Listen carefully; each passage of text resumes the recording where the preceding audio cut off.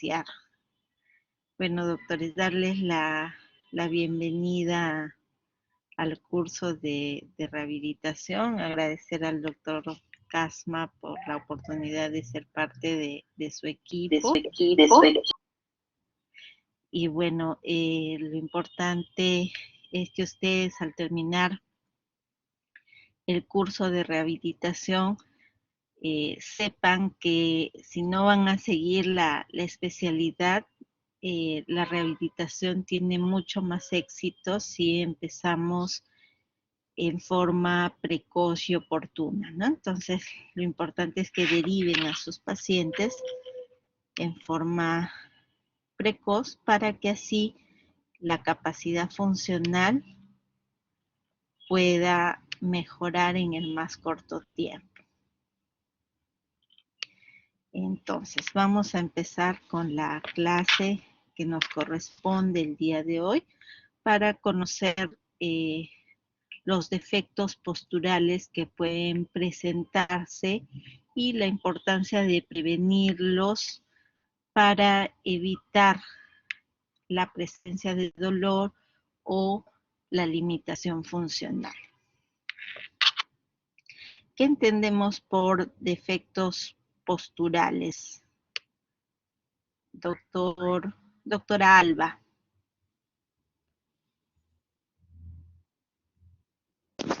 Sí, doctora, buenos días. Buenos días, doctora. ¿Cómo podemos definir los defectos posturales?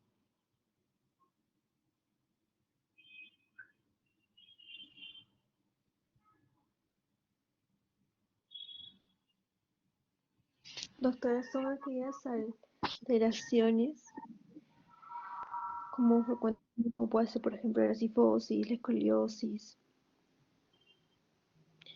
influenciados así con respecto a factores de riesgo. Ok. Doctora Alison. Sí, doctora. Podría definirlo como una alteración en lo que sería la posición anatómica normal del cuerpo, tal vez. Ok, muy bien. Entonces, para hablar de defectos posturales, ¿no? Es importante definir lo que significa la postura corporal. Entonces, para hablar de una postura adecuada, vamos a buscar que ésta esté en equilibrio, ¿no? O sea, que las fuerzas gravitatorias y antigravitatorias estén en equilibrio y que toda posición va a estar en relación al eje del cuerpo y a la gravedad, ¿no? Entonces, si vemos esta figura y trazamos una perpendicular, esta perpendicular exactamente pasa por en medio del cuerpo, ¿no? Entonces estamos hablando de que existe un equilibrio entre las fuerzas gravitatorias y antigravitatorias. En cambio, si trazo la perpendicular y el centro de gravedad está por detrás o por delante, entonces estoy en una postura inadecuada, ¿no? También, como podemos observar en estas siguientes figuras, ¿no? Tenemos la postura neutral cuando trazamos una transversal y existe una simetría de los miembros inferiores. Sin embargo, en esta postura alterada vemos que el miembro inferior derecho está más, tiene mayor altura, ¿no? Entonces estamos viendo una dismetría, ¿no? Y la pelvis está no simétrica y también se está creando una curvatura de la columna con una desviación secundaria, ¿no? Entonces, es importante cuando vamos a hablar de defecto postural, saber que una postura adecuada es la que busca el equilibrio entre las fuerzas gravitatorias y antigravitatorias y que tienen que estar en relación con el eje del cuerpo y en relación con la gravedad. Entonces, ¿cuál sería la postura correcta? ¿No? Es aquella que no va a sobrecargar la columna ni ninguna otra articulación a nivel del aparato locomotor, ¿no? Entonces, esa es una de las primeras características de una postura correcta, ¿no? También tenemos que decir que la postura correcta tiene características, ¿no? O sea, no debe provocar fatiga, debe ser indolora, pero también es importante recordar que a pesar de que adoptemos una postura adecuada, si la adoptamos por mucho tiempo, entonces vamos a presentar contracturas musculares y también dolor, ¿no? Considerada como un hábito, ¿no? Porque la utilizamos constantemente y es subconsciente, ¿no? O sea, vamos a adoptar una postura de acuerdo a cómo nos sintamos más cómodos.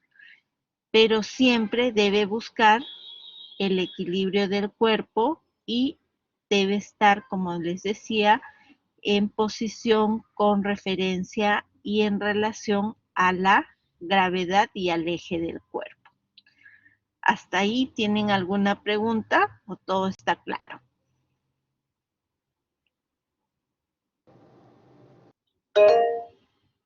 Sí, doctora Rocío, dígame. Doctora, si no se puede mantener la misma postura, más o menos cada cuánto tiempo se debería cambiar de postura. Sí, la idea es de que cada hora, hora y media máximo debemos cambiar de postura, ¿no? O sea, hacer una pausa activa de 5 o 10 minutos para evitar la contractura muscular. Gracias. ¿De qué, doctora? ¿Alguna otra pregunta, doctores? Continuamos entonces.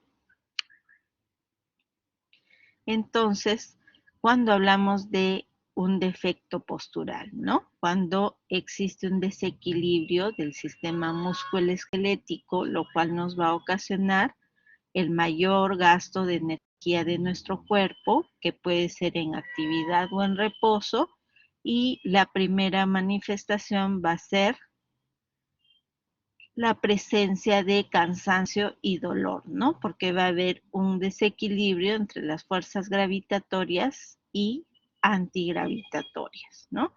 Si volvemos a esta segunda lámina, ¿no? Donde el niño está sentado y donde los ángulos están perfectamente delimitados a 90 grados, ¿no? Y comparamos esta postura con esta postura en la que tenemos una deformidad y una inclinación de la columna, las rodillas están a menos de 90 grados y los pies también, entonces no existe un equilibrio entre las fuerzas gravitatorias y antigravitatorias y el paciente va a presentar dolor y cansancio. Entonces, diremos que un defecto postural está caracterizado por la exageración de las curvas naturales, van a cambiar la alineación del cuerpo, como decíamos, y también de las extremidades, y lo cual se va a traducir en una alteración de la postura, ¿no? Que puede ser en un inicio funcional y luego se va estructurando. Entonces siempre hay que buscar el equilibrio entre las fuerzas gravitatorias y antigravitatorias, ¿no? Entonces, con respecto a la epidemiología, podemos decir que el defecto postural o los defectos posturales afectan a 1 de cada 5 niños, ¿no? La incidencia de estos defectos posturales cada vez se va incrementando debido a factores ambientales, pueden ser hereditarios y también culturales, ¿no? Entonces, en este momento en que estamos haciendo las clases remotas, el trabajo remoto, entonces las horas que pasamos frente al ordenador son mayores, ¿no? Entonces, hay mayor incidencia de dolores musculoesqueléticos y también de alteraciones funcionales y estructurales de la postura, ¿no? Entonces, hereditarios, podemos decir que si un papá o una mamá tienen escoliosis, existe la probabilidad de que el hijo tenga una escoliosis, ¿no? Entonces hay que tener en cuenta ello para estar siempre evaluándolos y detectando a tiempo algún defecto postural, ¿no? Entonces, los defectos posturales van a incluir alteraciones a nivel del músculo, a nivel del hueso y a nivel de las articulaciones, ¿no? Entonces, la persona va a mecanizar actitudes adoptando unas posturas compensatorias, ¿no? Con relación a las posiciones estáticas o dinámicas, tanto en reposo como en actividad, ¿no? Lo cual va a ocasionar, como decíamos, disfunción en el movimiento y desequilibrios que se van a incrementar día a día y a la edad adulta pueden convertirse en una molestia que va a repercutir también en su salud psicológica, ¿no? Por ejemplo, una persona que tiene una escoliosis de grado severo es un defecto postural bastante evidente, ¿no? Entonces, la persona va a alterar su autoestima y por ello es importante siempre detectarla a tiempo y tratarla a tiempo. Entonces, los defectos posturales más frecuentes se van a dar a nivel de la columna, la cadera, las rodillas y los pies, ¿no? ¿Cuáles son los defectos posturales más frecuentes? En el pie, ¿no? Ustedes, como ya bien les dije, siempre vamos a buscar el equilibrio entre las fuerzas gravitatorias y antigravitatorias. Y cuando hablamos del defecto postural en los pies, vamos a trazar igual una perpendicular que va a pasar entre el primer y segundo dedo, ¿no? Para que esta línea sea nuestro referente para poder definir qué tipo de defecto postural estamos presentando, ¿no? Entonces, esta es una plantilla normal donde ustedes saben que el pie va a formar el arco, ¿no? Si este arco está disminuido o incrementado, también vamos a presentar ciertos defectos posturales, ¿no? Que ahorita los vamos a revisar. Entonces, cuando hablo del metatarso adductus, ¿no? Hablo del metatarso adductus cuando el antepié se encuentra en aducción, ¿no? Es decir, va a desviarse hacia adentro con respecto a la línea media, ¿no? Si yo trazo la perpendicular en este caso, entonces el pie se encuentra hacia adentro porque la línea media estaría entre el tercer y cuarto dedo, ¿no? Cuando normalmente debe estar entre el primer y segundo dedo. Asimismo, tenemos los pies planos, ¿no? Entonces, cuando hablamos del pie plano, cuando el arco del pie está descendido, ¿no? Está hundido o está aplanado, ¿no? Entonces, normalmente debemos tener el arco en esta zona, ¿no?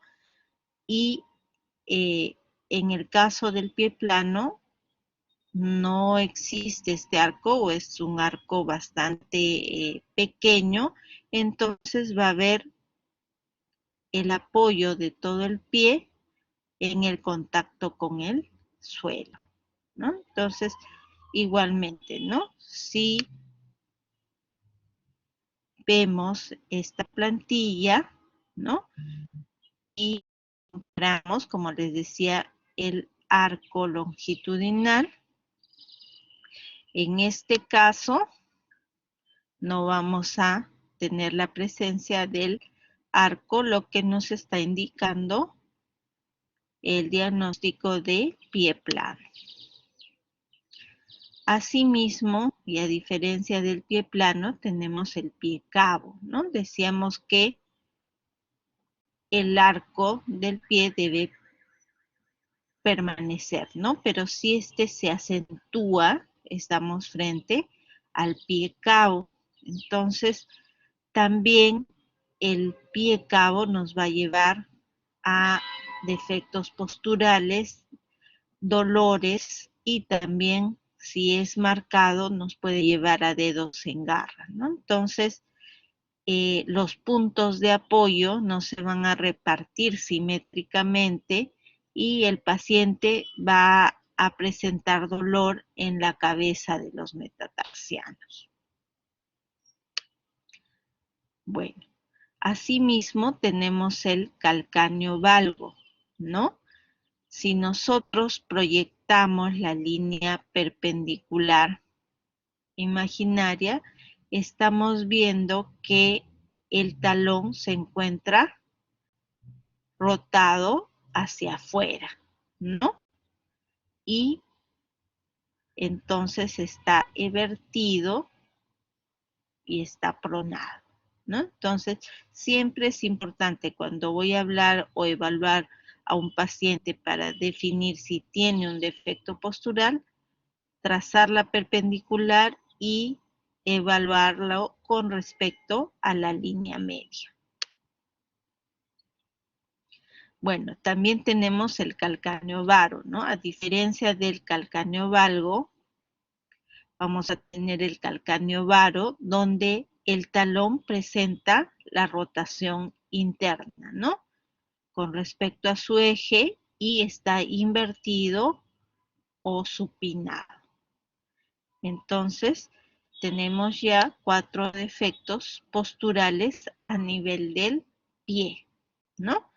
Ahora vamos a hablar de los defectos posturales a nivel de la rodilla, ¿no? Dentro de estos defectos posturales tenemos el geno valgo, ¿no? Entonces, ¿cuándo hablo de un geno valgo? Cuando las rodillas están anormalmente cercanas entre sí, ¿no? Y lo que va a ocasionar es un aumento o separación entre los tobillos, ¿no? Que va a ser mayor de 5 centímetros, que se considera normal, ¿no? Entonces vamos a hacer un triángulo. A diferencia del geno varo, donde los malleolos van a tender a tocarse, o sea, estar muy juntos, y las rodillas, ¿no? O el espacio intercondilar va a estar separado, ¿no? Entonces, en este caso hablamos del geno varo. Del geno varo, ¿no? Perdón. Entonces, cuando hablamos de una torsión tibial, hablamos de una torsión tibial cuando la tibia está rotada, ¿no? Respecto a su eje longitudinal. Si trazamos igual la perpendicular, que debe caer entre el primer y segundo dedo, en este caso trazamos la perpendicular y está cayendo sobre el quinto dedo, ¿no? Entonces, vamos a tener que la tibia está rotada respecto a su eje longitudinal con la rótula en la línea media, ¿no? Entonces, así el tobillo va a girar hacia adentro y estamos frente a una torsión tibial. Luego tenemos las tibias varas, ¿no? O las piernas en paréntesis, ¿no? Cuando se da el arqueamiento igual de la tibia, ¿no? Hacia afuera y donde vamos a ver de que existe una separación anormal del espacio intercondilar y también del espacio intermalleolar, ¿no? Entonces, estamos viendo en la figura un defecto postural de tibias varas bilateral y de tibias varas unilateral. Bueno, ahora vamos a ver los defectos posturales que se pueden presentar a nivel de la columna, ¿no? Entonces, decíamos que un defecto postural se va a dar por la alteración de las curvaturas fisiológicas y anatómicas, ¿no? Entonces, voy a hablar de una hipercifosis, ¿no? Porque ¿cuántas curvas normales tenemos a nivel de la columna?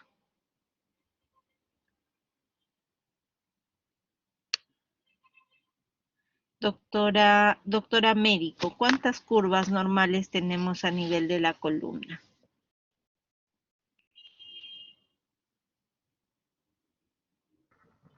Doctora. Sí, doctora médico. Buenos días.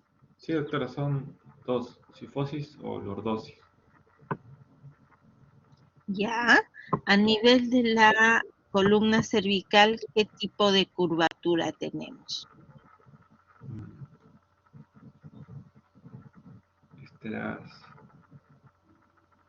Uy, no me acuerdo. Lordosis, cifosis. Si no mal no recuerdo, creo que era cifosis, doctora. Creo que estoy mal. ¿De qué dice la doctora Débora?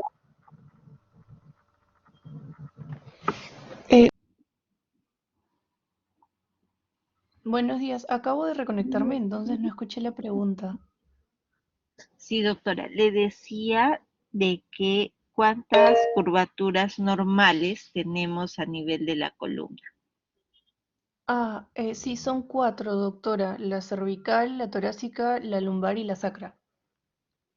Ya, a nivel de la cervical, ¿qué tipo de curvatura tenemos, doctora? ¿Una cifosis o una lordosis? A nivel cervical sería una lordosis, doctora. Ok, y a nivel dorsal, Una cifosis. ok, a nivel lumbar, También lordosis. ya, y a nivel sacro, De nuevo cifosis. ajá, exacto. Muy bien, doctora, gracias. Así es, ¿no? Entonces tenemos las 4 curvaturas normales, ¿no? Entonces, cuando estas curvaturas se incrementan, vamos a hablar de el defecto postural, ¿no? Entonces, cuando hablamos de una hipercifosis, ¿no? Cuando aumenta esa curvatura, ¿no? A nivel dorsal o a nivel sacro, ¿no? Entonces, vamos a tener la famosa joroba, ¿no? Entonces, ese incremento de la cifosis me va a dar un defecto postural de hipercifosis que puede presentarse a nivel dorsal o a nivel sacro, ¿no? Siendo más frecuente el nivel dorsal. La hiperlordosis se va a presentar cuando existe un aumento de la curva fisiológica a nivel de la región cervical o la región lumbar, ¿no? Entonces vamos a hablar de una hiperlordosis cervical o una hiperlordosis lumbar, ¿no? Dentro de los trastornos posturales también vamos a tener la asimetría de miembros inferiores, ¿no? Entonces, cuando un miembro es más largo que el otro, también vamos a tener una asimetría de la pelvis y esto nos puede condicionar a una escoliosis secundaria, ¿no? Por ello es importante identificarla para con las plantillas o los zapatos ortopédicos que contengan un alza compensatoria podamos solucionar este defecto postural. Bueno, ahora sí vamos a entrar a hablar y detallar la escoliosis como un defecto postural frecuente e importante, ¿no? Y que ustedes como médicos generales deben identificarlos porque cuando vayan a hacer el internado o el serum, el papá, la mamá o algún amigo, ¿no? Nos va a preguntar acerca de este efecto postural, entonces debemos conocer. ¿Hasta acá tienen alguna pregunta, alguna duda, algún comentario adicional que quisieran realizar?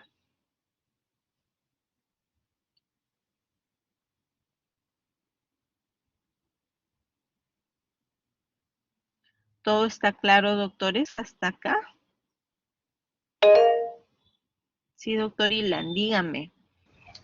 No entendí una cosa es sobre la torsión tibial. En ambos tiene que caer especialmente la línea media de las rodillas en el lado exacto, bueno, más bien en el dedo exacto donde cae en el otro pie.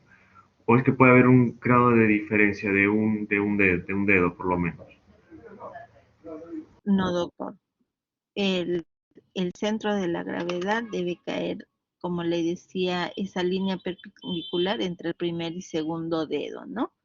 Si no cae entre el primer y segundo dedo, entonces podemos hablar de una desviación leve, moderada o severa, ¿no?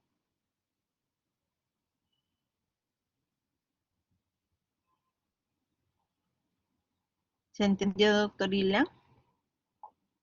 Sí, doctora, muchas gracias. Ok. ¿Alguna otra pregunta, doctores? Sí, doctora Alejandra, dígame.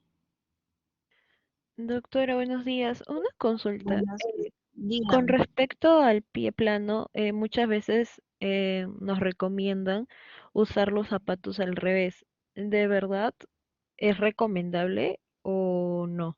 No, no. En el pie plano, lo importante es identificarlo, ¿no? Porque el pie, el arco del pie se va a terminar de formar a los 5 años, ¿no? Entonces, al inicio lo importante son los ejercicios, ¿no? Para poder fortalecer la musculatura y poder ayudar a la formación del pie plano, ¿no? En este caso, si tenemos un pie plano, lo que necesitamos es el soporte del arco longitudinal, ¿no? Porque hablábamos de que el pie plano lo que va a caracterizarlo es el descenso de ese arco longitudinal o la pérdida, ¿no? Entonces lo que tenemos que compensar es esa pérdida o ese descenso del arco longitudinal. Y el pie, o perdón, el usar los zapatos al revés no ayudarían en la corrección de este defecto postural. ¿Se entendió, doctora Alejandra? Sí, doctora, muchas gracias. Ok. Doctora Patricia, dígame.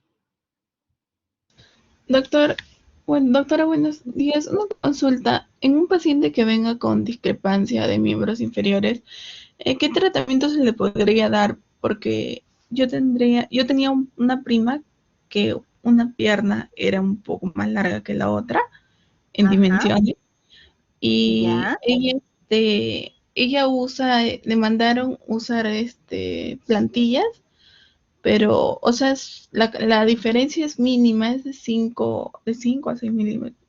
Es mínima su diferencia, pero le mandaron a usar unas plantillas, pero a pesar de ya, eso todavía tiene la dificultad a la hora que camina más o menos, como que un claro. poco cojea.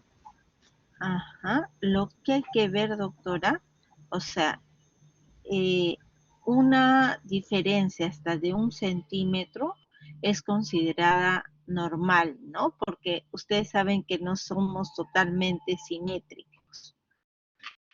Pero si hay presencia de dolor o alteración del patrón de marcha, esa diferencia debe corregirse, ¿no? O sea, con las plantillas, pero que el miembro inferior que tenga más corto debe tener el alza compensatoria, ¿no? De esos 5 milímetros o 6 milímetros. Por otro lado, si ya le pusieron la plantilla y le han puesto el alza y sigue habiendo una basculación pélvica, o sea, sigue cojeando, entonces en ese caso sí es necesario descartar una subluxación de caderas, ¿no? Esa sería la recomendación de Ay, que pueda ver cómo están las caderas, ¿no? ay, Sí, doctora, doctor. muchas gracias. Muy bien. Muy bien, si no tenemos ninguna otra pregunta, vamos a continuar con la escoliosis, ¿no? Hemos visto la hipercifosis y la hiperlordosis que están catalogadas como el aumento de la curvatura, ¿no? A nivel cervical, dorsal, lumbar o sacra, ¿no? Eh, en la escoliosis, la desviación va a ser lateral, ¿no? Como evidenciamos en la figura, ¿no? Entonces, vamos a tener como síntomas o signos secundarios la asimetría de hombros, o sea, el desnivel de los hombros, la deformidad de la columna a nivel lateral y también las caderas desniveladas, ¿no? Igualmente, el espacio intercondilio e intermalleolar van a estar desnivelados. Entonces, dentro de la escoliosis existe una clasificación que la va a catalogar como neuromuscular, congénita o idiopática, ¿no? Vamos a hablar de la escoliosis neuromuscular cuando ésta está asociada a alteraciones o patologías neurológicas o musculares, ¿no? Congénitas.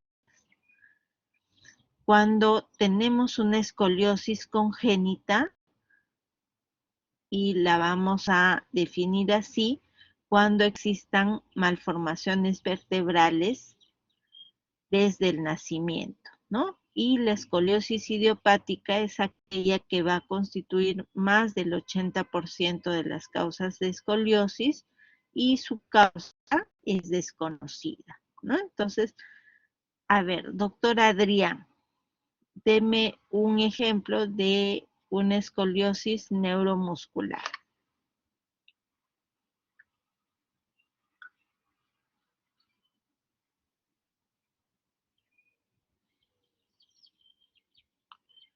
Doctor Adrián.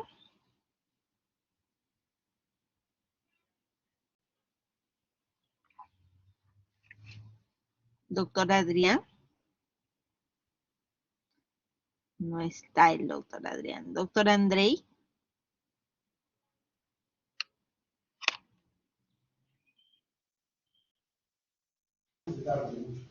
Andrei, doctor, André.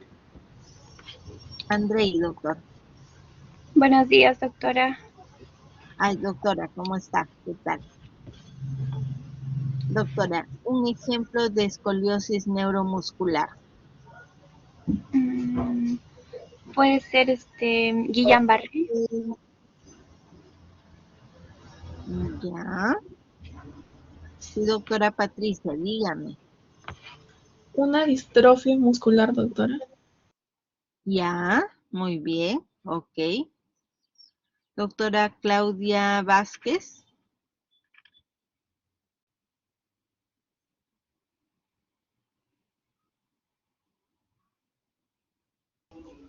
Sí, sí, doctora, buenos días. Buenos días, doctora. Doctora, un ejemplo de escoliosis congénita.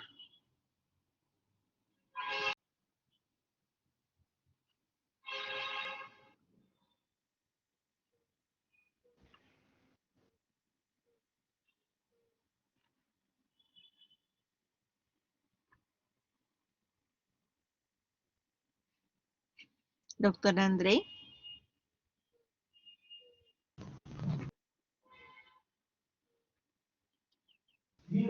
Sí, doctora. No sabría ahorita. Ok, por ejemplo, tenemos a un niño con espina bífida, ¿no? Entonces, cuando tenemos una espina bífida, vamos a desarrollar una escoliosis congénita, ¿no? Por malformación de los cuerpos vertebrales. Muy bien, entonces continuamos. También existe una clasificación de la escoliosis según la edad de diagnóstico, ¿no? Entonces vamos a hablar de una escoliosis idiopática infantil cuando se presenta desde el nacimiento hasta los 3 años de edad, ¿no? Una escoliosis idiopática juvenil entre los 4 y 9 años, y la escoliosis del adolescente entre los 10 años hasta la madurez esquelética, ¿no? Es decir, hasta que la persona deja de crecer, ¿no? Entonces se dice que la escoliosis es más frecuente en el sexo femenino en una proporción de 7:1, ¿no? Entonces tenemos esta clasificación de acuerdo a la edad del diagnóstico, ¿no? ¿Por qué es importante identificar la escoliosis en forma temprana y oportuna, ¿no?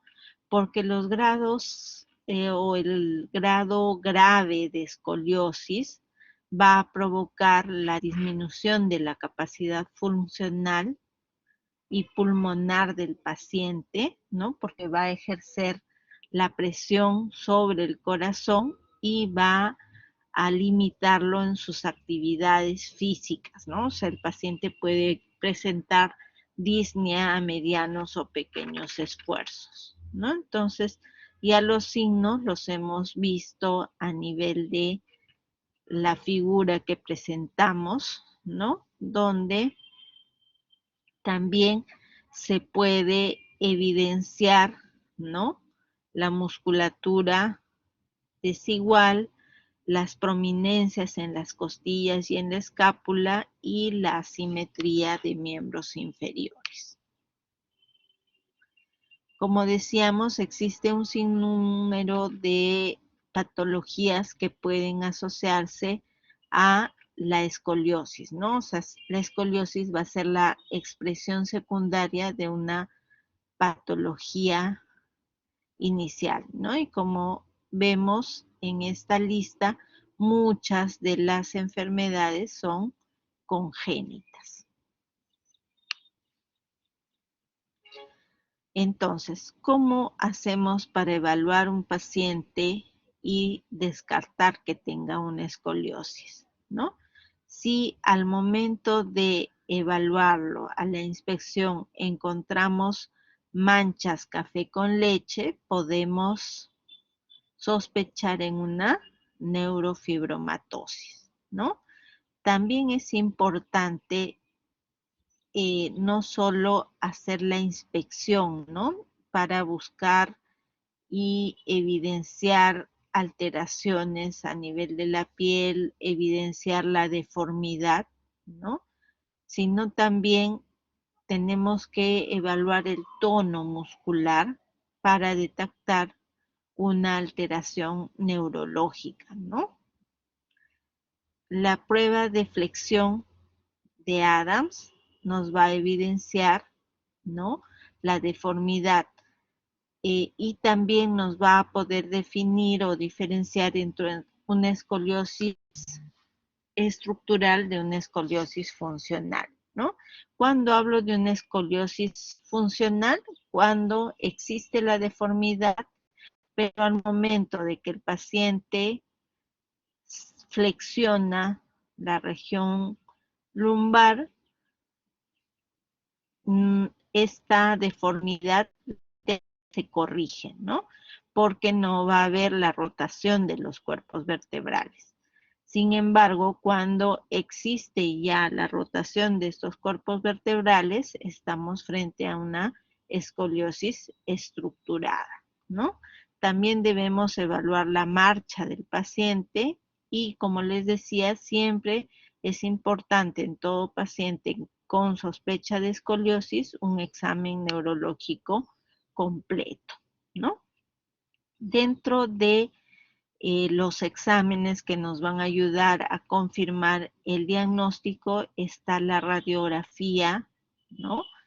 Que es un examen que nos va a permitir evaluar también no solo la presencia de la escoliosis, sino también el grado de escoliosis, ¿no? Entonces, tenemos la proyección antero-posterior y lateral de la columna, lo cual nos va a permitir evaluar y confirmar nuestra sospecha diagnóstica, ¿no?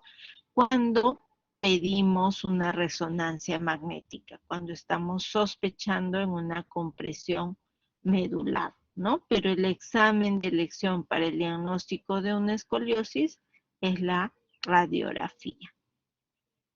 Entonces, en esta radiografía vamos a poder evidenciar el ángulo de Cobb, ¿no? El ángulo de Cobb nos va a definir el grado de escoliosis, ¿no? ¿Y cómo vamos a medir este ángulo? Trazando una perpendicular desde la placa terminal superior de la vértebra involucrada, ¿no? Es decir, desde donde se inicia la deformidad, ¿no? Trazamos la perpendicular y la otra perpendicular la vamos a trazar desde la placa terminal inferior a la vértebra afectada, ¿no? Entonces, proyectando estas dos perpendiculares, vamos a tener el ángulo de Cobb, ¿no? Entonces, recordando que si el paciente tiene dos curvaturas, ¿no? O sea, doble escoliosis, esta va a tener peor pronóstico. Entonces, el tratamiento para la escoliosis debe ser oportuno, ¿no? Y precoz, porque cuando estamos frente a una escoliosis de grado moderado severo, el tratamiento es más complejo, ¿no? Y todo va a depender del grado de escoliosis que tengamos, la presencia de síntomas y es muy importante de que dentro del periodo de la pubertad, donde hay un crecimiento rápido, los niños que presentan escoliosis sean vigilados, ¿no? Porque la progresión de la curva puede darse exponencialmente en esta etapa de crecimiento rápido, ¿no? Entonces, vamos a catalogar a la escoliosis leve cuando el ángulo de Cobb se encuentra entre 0 y 25 grados. El tratamiento básicamente sea con rehabilitación. Si estoy frente a una escoliosis de grado moderado, cuando el ángulo se encuentra entre 25 y 45 grados, además de la rehabilitación, es necesario el uso de corsets. Y si el ángulo es mayor a 45 grados, el tratamiento es quirúrgico, ¿no? O sea, con la rehabilitación no vamos a resolver el problema. Entonces, la rehabilitación puede ser prequirúrgica para preparar al paciente y va a ayudar mucho después de la cirugía. Entonces, como decíamos, para el tratamiento de la escoliosis, la rehabilitación es importante, ¿no? Basada en los ejercicios aeróbicos, buscando el equilibrio entre las fuerzas gravitatorias y antigravitatorias, y donde también es importante utilizar la escalera sueca como un medio para poder ayudar a conseguir ese equilibrio. Si tenemos una escoliosis de grado moderado, como decíamos, el paciente debe de usar un corset, ¿no? Lo cual va a buscar alinear la curvatura y buscar el equilibrio entre las fuerzas gravitatorias y antigravitatorias. La cirugía está indicada cuando esta escoliosis es mayor a 45 grados y donde el paciente va a tener una cirugía bastante amplia, donde van a fijar la columna con las barras de Huntington y lo cual va a disminuir la flexibilidad de la columna, ¿no? Por ello, la importancia del inicio de la rehabilitación lo más antes posible después del acto quirúrgico, ¿no? Entonces, cuando hablamos de pronóstico de la escoliosis, ¿no? Entonces, decíamos que en los periodos de mayor crecimiento, como en la pubertad, este proceso de progresión puede darse exponencialmente, ¿no?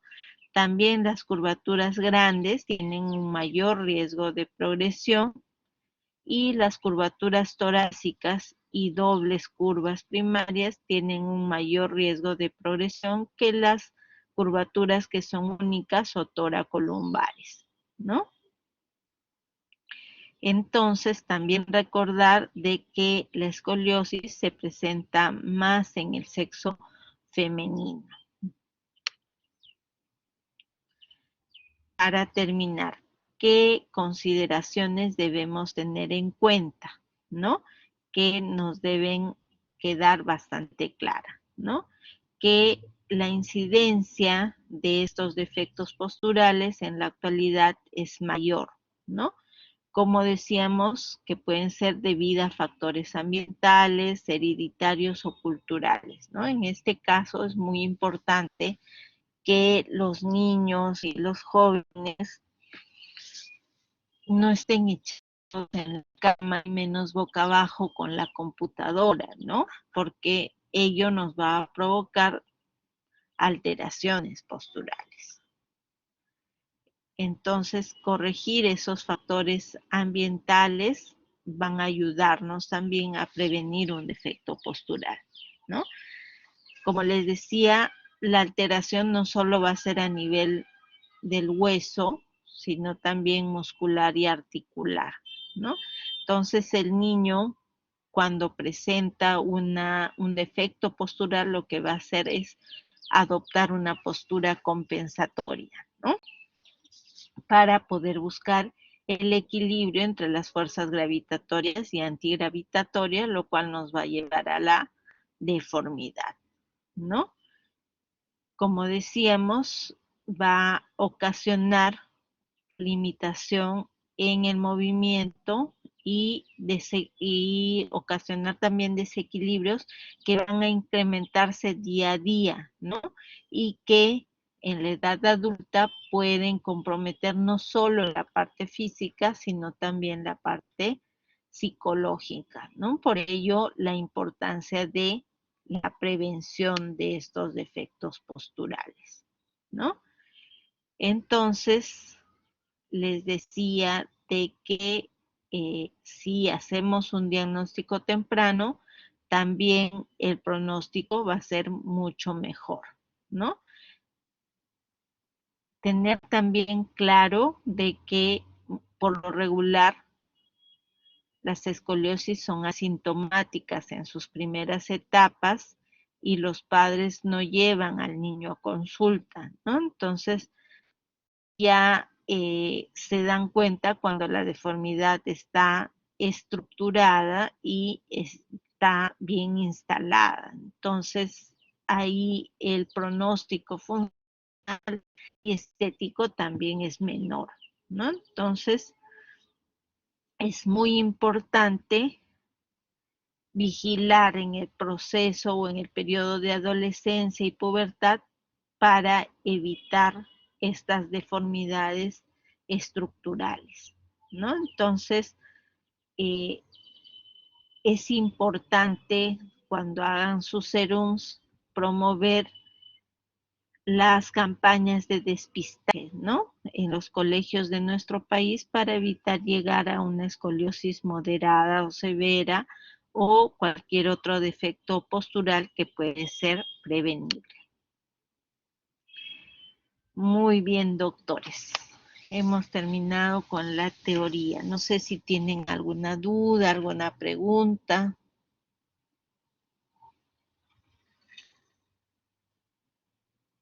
O todo está claro.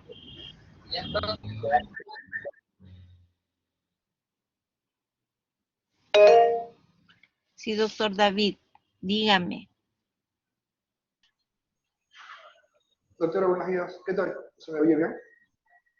¿Cómo está, doctor? Dígame. ¿Qué tal, doctora? Una consulta.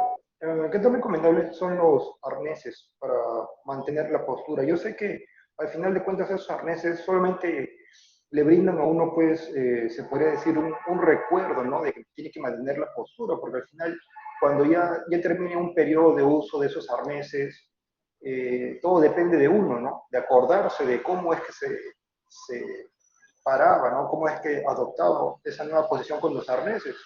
Pero más que eso, esos arneses no tendrían pues mayor beneficio, ¿cierto? Gracias. Así es.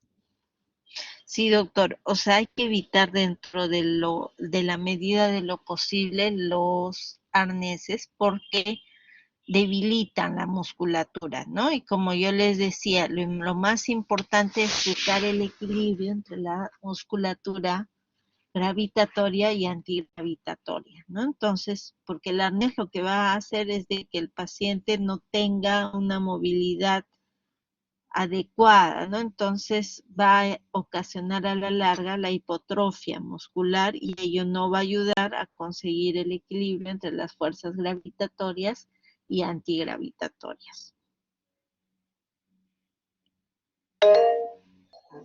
Sí, doctor Gracias, doctor. Andrés, dígame.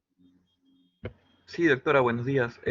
Quería hacer la consulta sobre justamente la postura ideal que mencionaba, porque quería saber si en caso tiene alguna manera o de, que les menciona tal vez a sus pacientes que justamente en esas épocas virtuales que básicamente estamos sentados y como que estamos en esa mala postura con las dos escápulas hacia adelante.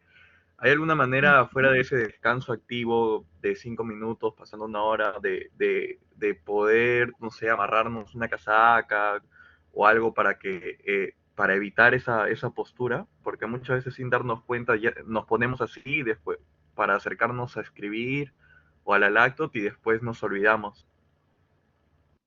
Claro, lo importante es ese cambio de postura, ¿no? En todo caso, es poner la alarma cada hora y media, para que nos recuerde que debemos parar, ¿no? Y siempre tener en cuenta los ángulos, ¿no? El ángulo de 90 grados de la columna, de la cadera, de las rodillas y de los pies, ¿no? Y que el ordenador o la laptop estén siempre a la altura de nuestros ojos, ¿no? Y que no adoptemos una postura que nos obligue a la hiperflexión de la columna cervical.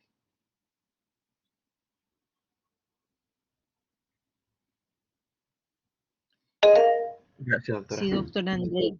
¿De qué, doctor?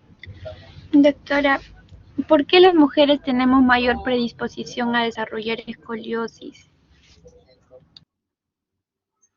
Doctora, es también por el tema de los senos, ¿no? Cuando empieza el crecimiento de los senos, entonces muchas de las mujeres tienden a esconderlos, ¿no? Y eso nos ocasiona un defecto postural.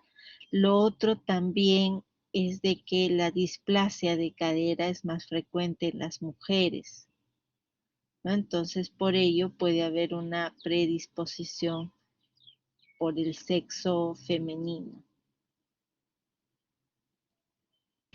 Muchas gracias. ¿De qué, doctora? Muy bien, doctores. ¿Tienen alguna otra pregunta?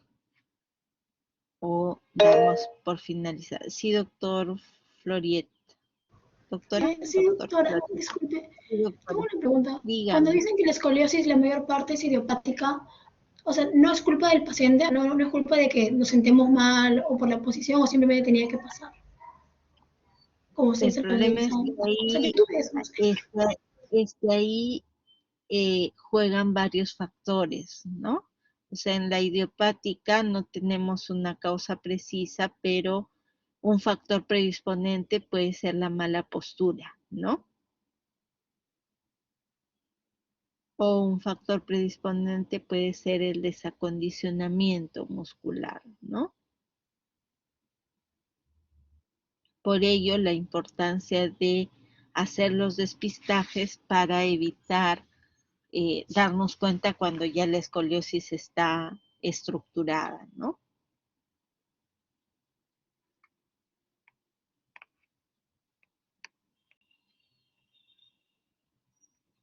¿Estamos de acuerdo, doctora? Sí, sí, doctora. Doctora, y una pregunta. Si dicen que la escoliosis se desarrolla desde los 10 hasta que la columna está madura, ¿hasta qué edad más o menos es eso? O sea, y después que ya madura ya no puedes corregir la escoliosis, ¿no? ¿O sí? Claro, una vez que termine el periodo de crecimiento, ya esa escoliosis no se va a corregir, ¿no? Pero también es importante el tratamiento para evitar que progrese, ¿no? Porque no se va a corregir, o sea, ese ángulo ya no se va a corregir, pero ese ángulo sí puede incrementarse si seguimos adoptando las posturas inadecuadas y no hacemos los ejercicios que van a buscar el equilibrio entre las fuerzas gravitatorias y antigravitatorias. Gracias, doctora. ¿De qué, doctora? Muy bien, doctores. Entonces, vamos a dar por finalizada la teoría. Espero haber contribuido en el conocimiento de su formación como médicos y ya nos estaremos encontrando en las prácticas que tengamos en los días posteriores. Con mi grupo nos encontramos a las 10:30 en la sala para iniciar la práctica.